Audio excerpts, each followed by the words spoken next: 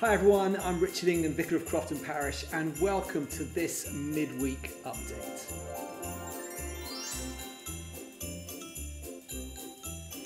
I want to talk with you briefly about Christmas.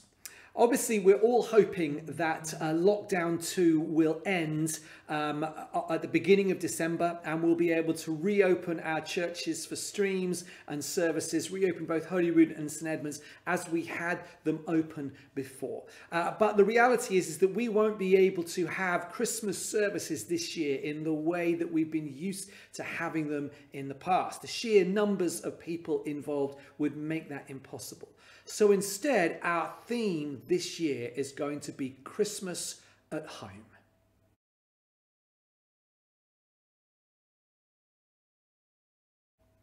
Even though we'll miss out gathering together, we'll miss out those really special opportunities to gather and retell the Christmas story, it's worth remembering how much of the first Christmas story happened at home.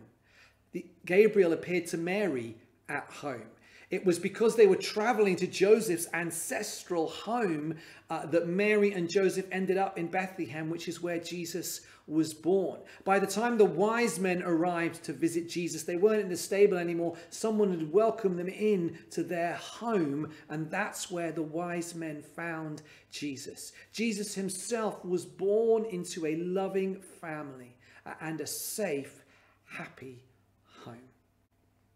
So this year, even though we won't be able to gather in the same way, we'll still be able to remember that the God who was born into a home at the first Christmas wants to dwell with us as we celebrate Christmas at home. Although we won't be able to gather together in church in the way that we've been used to in the past, it's still really important that we all join in together as best we can. So I wanted to just explain to you briefly how you can be involved, how you can join in with Christmas at home this year and what you will need. Let's go, shall we? The first thing you will need is an Advent candle.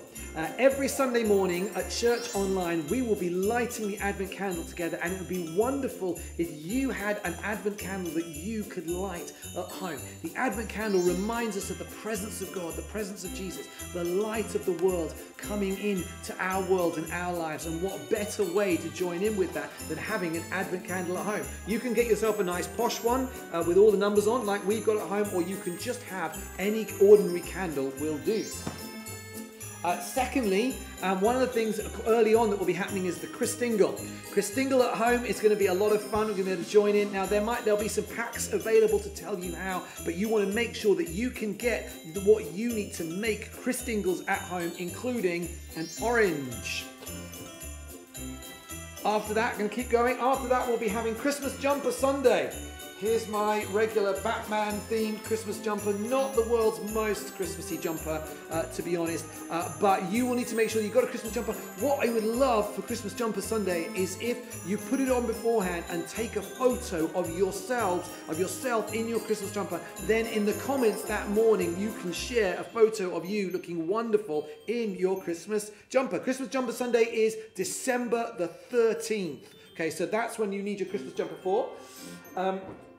And also on December the 13th, we have Carols at Home.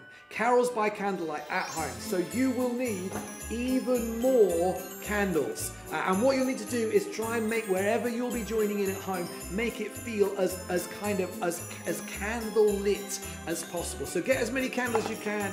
Fill up your room. Don't set your house on fire. Don't call the fire brigade. But make sure that you've got loads of candles so that you can join in with our Carols by candlelight at home. Finally, of course, it wouldn't be Christmas without a nativity service. Our nativity service will be on Sunday the 20th of December, and it's going to be online on Zoom. So you'll be able to join in from home, dress up. It's going to be an experience. I think we can put it that way. So make sure that you've got dressing up clothes to join in with our Zoom nativity on December the 20th.